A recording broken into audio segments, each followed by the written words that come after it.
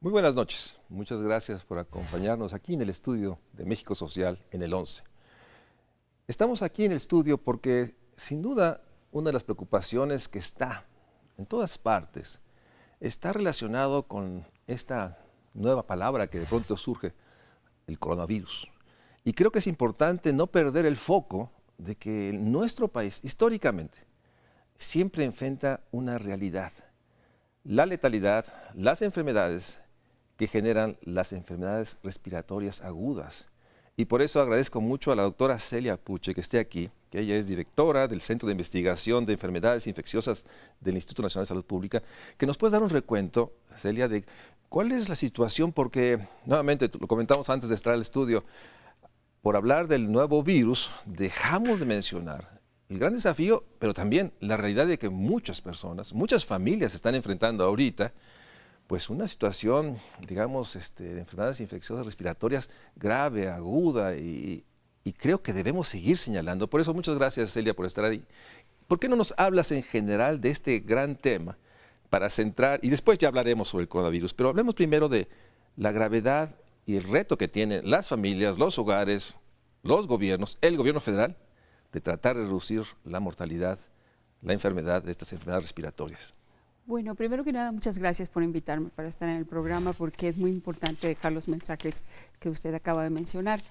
Es verdad, las infecciones respiratorias agudas están con nosotros todos los días, no solo en México, en cualquier parte del mundo. De hecho, son la principal causa de consulta médica en cualquier parte del mundo, porque tenemos infecciones respiratorias que son leves, que no son tan graves, que son la gran mayoría, son millones y millones de casos al año, como sería el catarro común o las infecciones de la garganta o las del oído, que esas ocurren todos los días. Nosotros mismos tenemos a veces hasta 2 o 3 cuadros al año de ese tipo de infecciones. Algunas no requieren siquiera acudir a un médico, con cuidado en casa es más que suficiente, pero la gran mayoría hacen que la gente acuda a buscar atención médica. Y luego tenemos que, aunque son en mucha menor proporción, pueden superar hasta los 30,000 casos al año de lo que se documenta, por ejemplo, en nuestro país, de las infecciones que serían más graves, que requieren una atención médica más especializada. La más importante, por ejemplo, serían las neumonías, sí. Pero también tenemos otras que pueden ser inclusive mucho más graves, que a veces no se conceptualizan, como sería la tuberculosis, por ejemplo. Es una infección respiratoria. Ahora bien, estas formas más graves, ¿en quién ocurren más?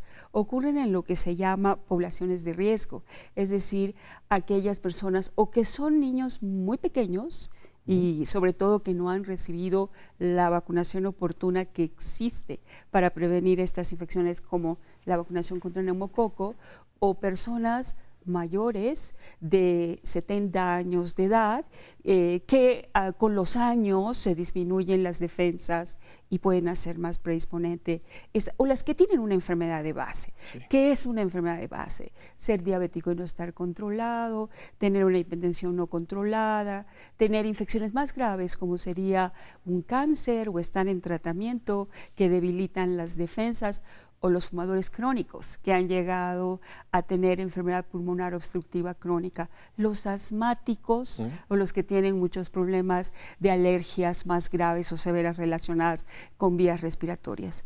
Ellos están en riesgo de tener estas infecciones respiratorias que ocurren predominantemente en los meses del año que se consideran fríos y que van desde el otoño hasta antes del inicio de la primavera.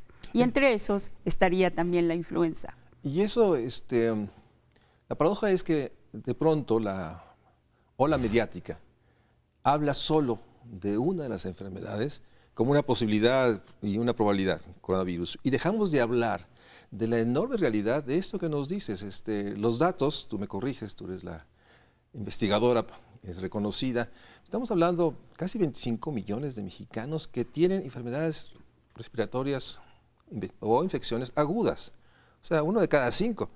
Pero la letalidad es muy alta. O sea, 66,000 muertes en 2018. O sea, la realidad que sabemos que una neumonía maltratada o varias consecutivas, que va debilitando, lleva a esta realidad.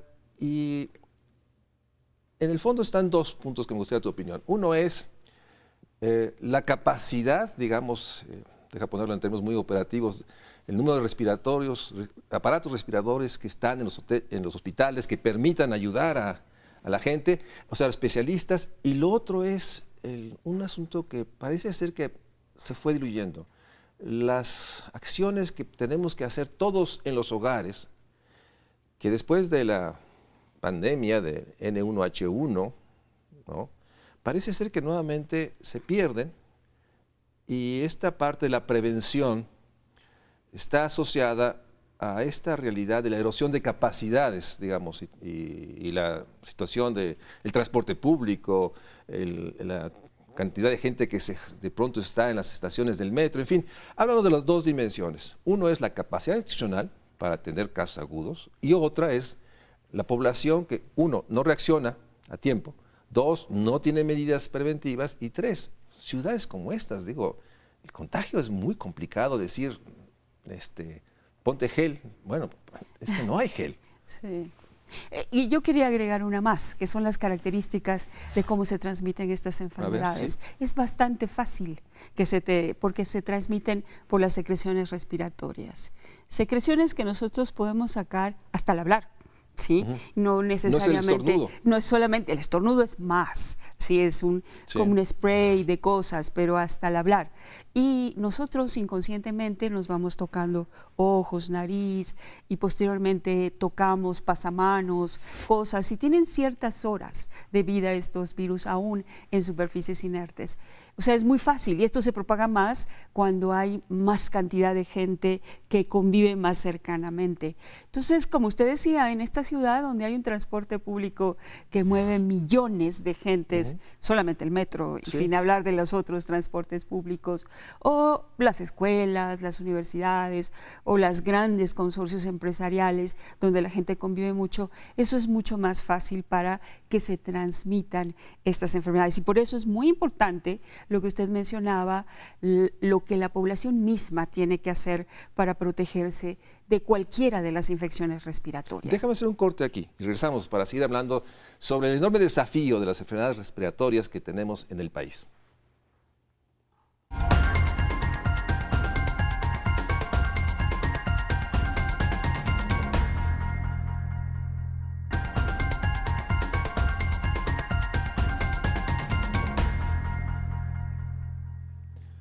Doctora, como estábamos comentando, el enorme desafío que tiene el país para enfrentar las enfermedades respiratorias o infecciones agudas.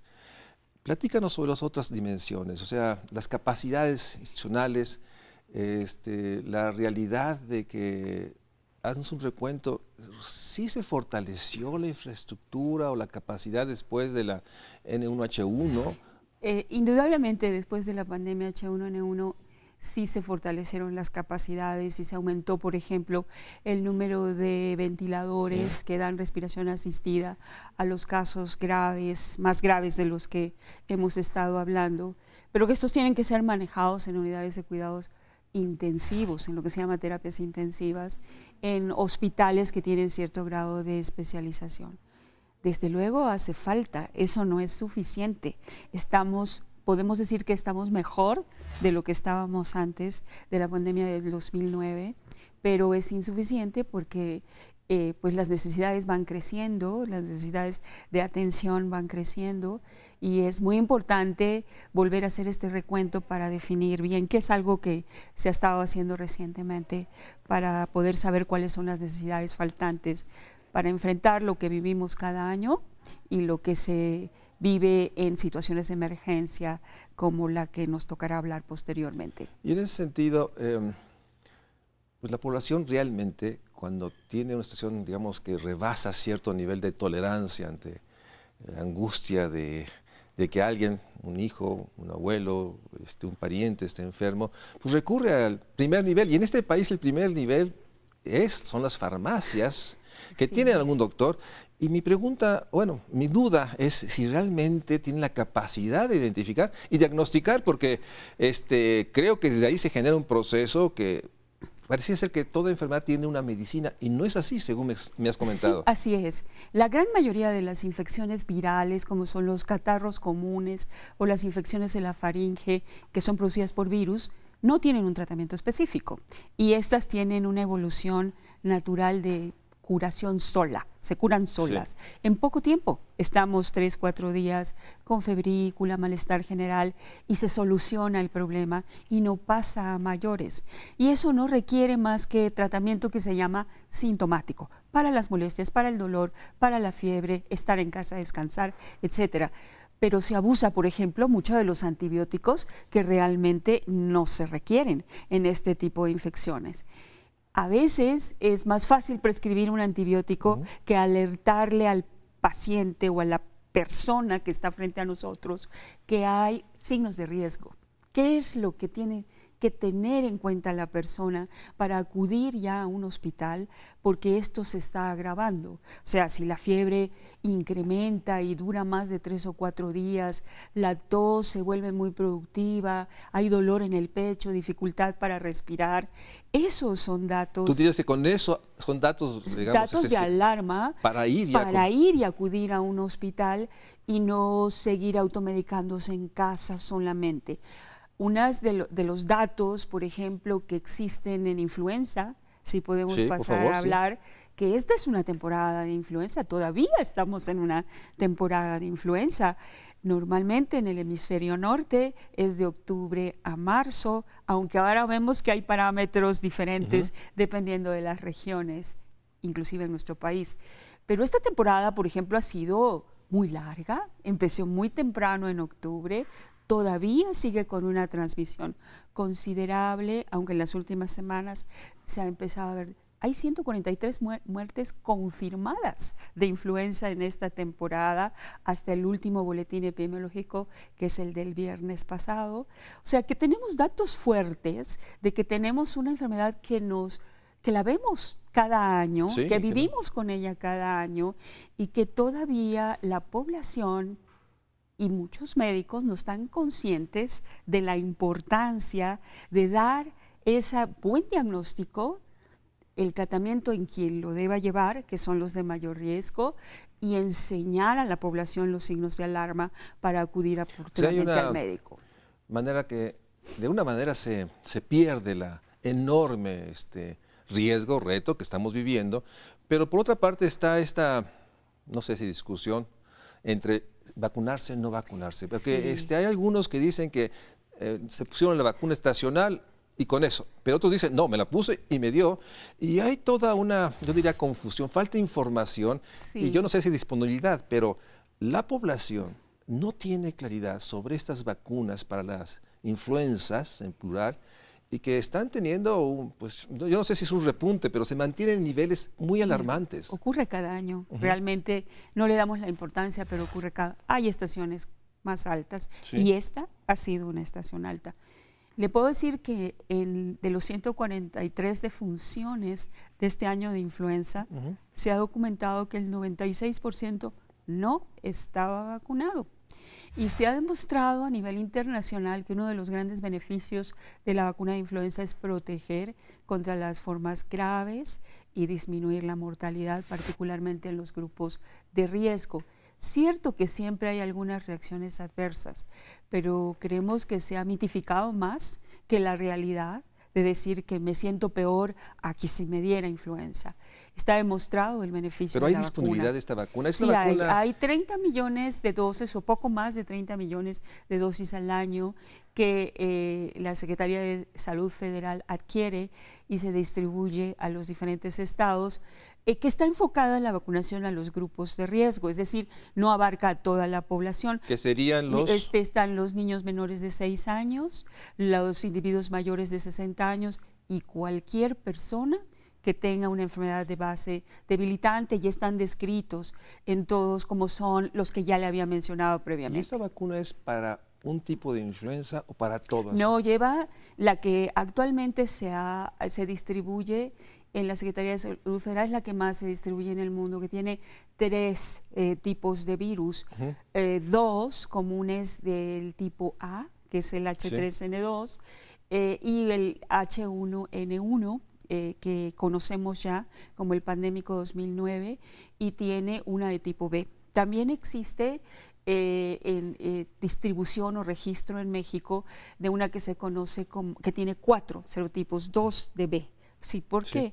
Porque dentro de cada uno de estos tipos hay lo que se llama subtipos, o sea, variaciones que pueden hacer que la vacuna sea más eficaz y que por eso ahora, sobre todo en B, que se conoce con la palabra anglosajona mismatch, de que si solamente se vacuna con uno, pudiera haber un porcentaje que no se cubre del otro grupo de virus que están circulando. Y en México se está discutiendo el hecho de ya introducir esta que tiene los 4 serotipos a nivel federal. Pero la que tiene 3 serotipos se ha distribuido ampliamente por años. Desgraciadamente, esta es una vacuna que por esas diferencias en los tipos de virus no es permanente la inmunidad. Hay que vacunarnos cada año. O sea, eso. Y esa decisión, qué tipos de virus lleva la vacuna, lo hace la Organización Mundial de la Salud a través de análisis de información de todo el mundo durante el año. Déjame ver un corte y regresamos aquí al Estudio México Social.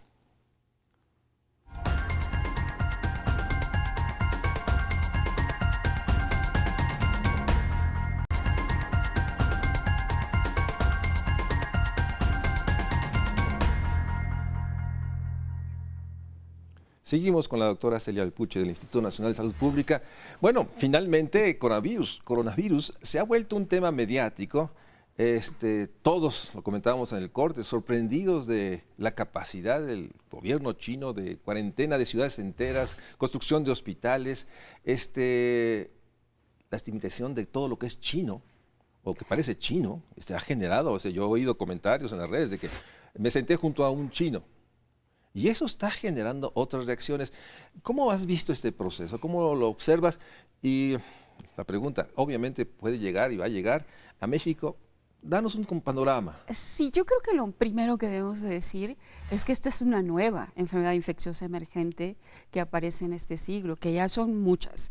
Y eso nos dice claramente que las enfermedades infecciosas no se van. A pesar de la transición epidemiológica, que las crónicas son más frecuentes, más problemáticas, prioritarias, las enfermedades infecciosas ahí siguen. Y no solo son las nuevas, sino también las persistentes, de lo que ya hablábamos previamente como un ejemplo.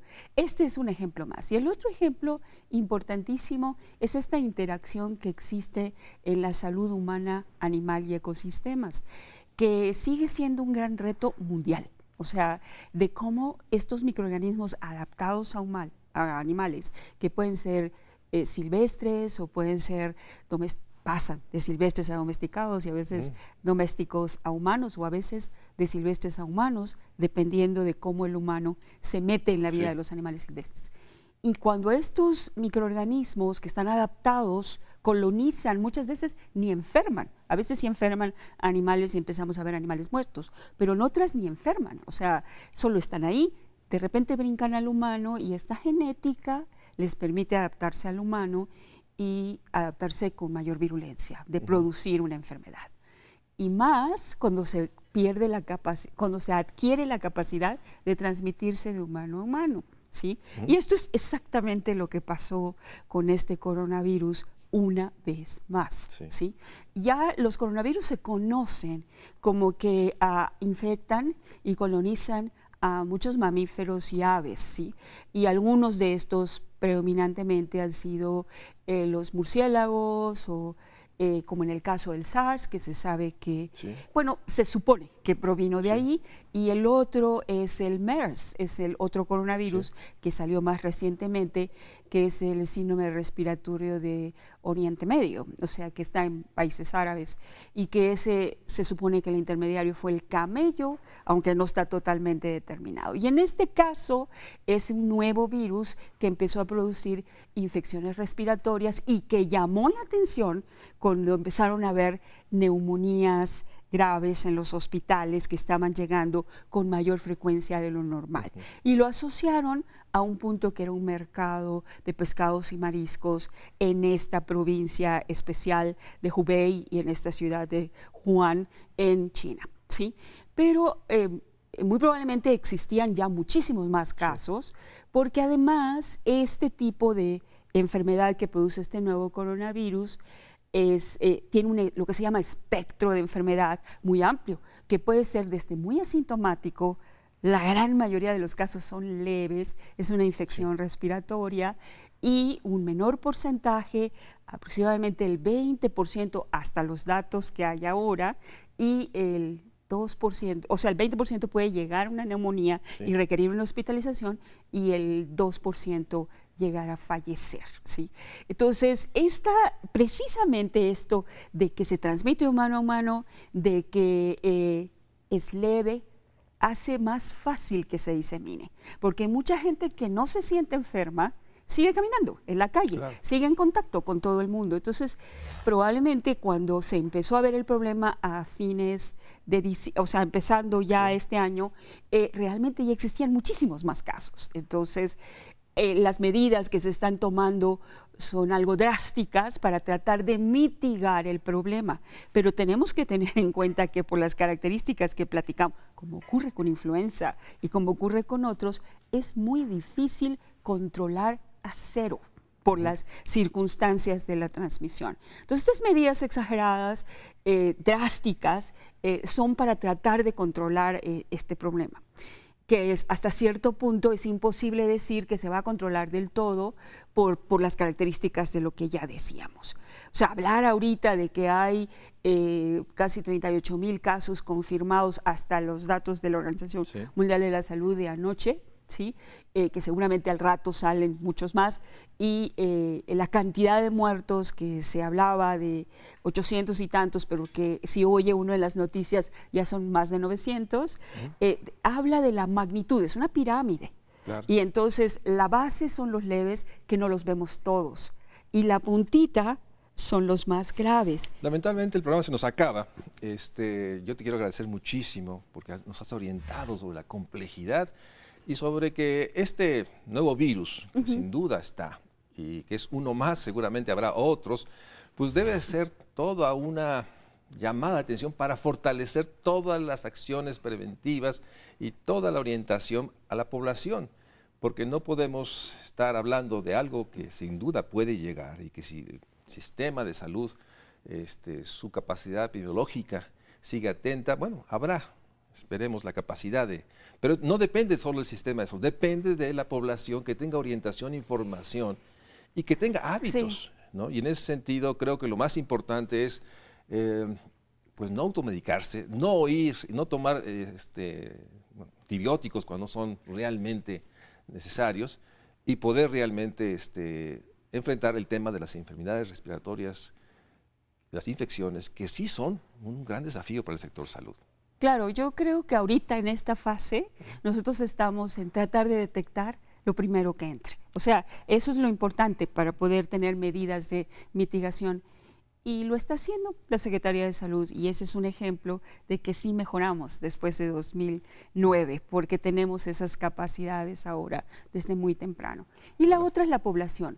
No hay que alarmarse, hay que alertarse y estar prevenidos con precauciones. Es muy claro, ahorita es el que tiene un contacto con alguien que ha viajado, ahora ya se amplió a China en general, no hay que tener pánico ni estigmatización. Y hay que tener medidas, eso. Y medidas lo que hay que tener es medidas, o sea, cuidarse de los contactos con personas enfermas, infecciones respiratorias, etcétera. Ya lo conocemos, es lo que nos dicen todos los días con influenza, es igual. Muy bien, pues muchísimas gracias, buenas noches. Muchas gracias, doctora, por estar en el Estudio de México Social. Un gusto Nos estar vemos con en el ustedes. próximo programa. Buenas Sí. noches.